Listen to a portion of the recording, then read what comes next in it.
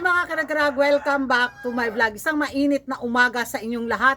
Mula dito sa Lasak City, wala muna tayong minupusal pang Miss World na fashion destruction look mga karagrag, dahil ang daming mga chika ngayon na pinag-uusapan at trending na pinagchichismisan ng mga active na mga chismoso at mga chismosa sa social media. Kaya ihabol ko talaga ito mga karagrag, at isa nga dito sa mga pasabog na mga paintriga ngayon sa pagkapanalo ni Opal sa Miss World 2025 crown, na kung saan usap-usapan at chikahan na to ng mga nakaraang pang mga buwan tungkol nga sa nilulutong putahe na pad thai ni Maring Julia. At base sa mga resibong naglabasan sa social media mga karagrag before the competition at after the competition, nako grabe, marami ang napataas ang kilhay.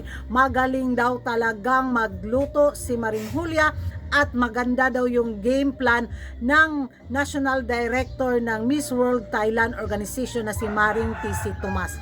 So alam at nakuha daw ni Maring TC Tomas yung galawan ni Maring Julia, kaya ayon na secured yung corona sa Thailand sa taon na to sa Miss World 2025. So kung matandaan nyo mga karagrag, yung mga last vlog ko, mga chismisan, mga pasabog na mga pati na niluluto na nga para kay Opal ang corona. So marami pa rin yung umasa na sana mag-iba yung sirkulasyon ng regulasyon ng mattress ni Maring Julia, but sad to say, ayun, binigay talaga kay Opal. So yung mga early favoritism, eksena galore sa Miss World mga karagrag, na kumakalat talaga yun sa social media. At ito nga National Director ng Miss World Thailand Organization at si Maring Julia, na kung saan parang nagkasundo na daw na corona na sa inyo this year.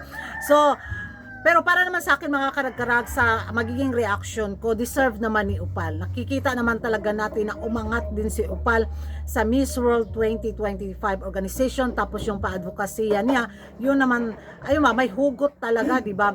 Tabing yun mga karagrag, umangat naman talaga si Opal. So wala akong maging hanas, pero hindi natin yan maiiwasan sa mga ibang mga beauty pageant lovers na talagang maimberna base sa mga naglabasang mga chika, mga paintriga, mga chismis, mga patibitaw, at sa mga picture, sa mga pa-video nakikita nila kung gaano harap-harapan na pinamukha ni Maring Julia sa mga ibang kandidata na may ano na talaga siya, Miss World Queen. At yun nga ay si Opal, base sa mga resibong pinakita ng Miss World Organization, di ba, yung pagharap kay Opal, napakalaking insulto na yon sa mga ibang kandidata, di ba?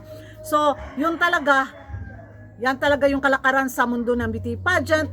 So, hindi man tanggap ng iba, pero i-congratulate na rin natin ang Thailand sa taon na to sa Miss World 2025 dahil deserve naman nila. Matagal din nilang inasam-asam yung corona na to, yung blue crown na maiuwi sa Thailand. So sa taon na to, binigay talaga ni Maring Julia sa pad thai na recipe. O, di ba?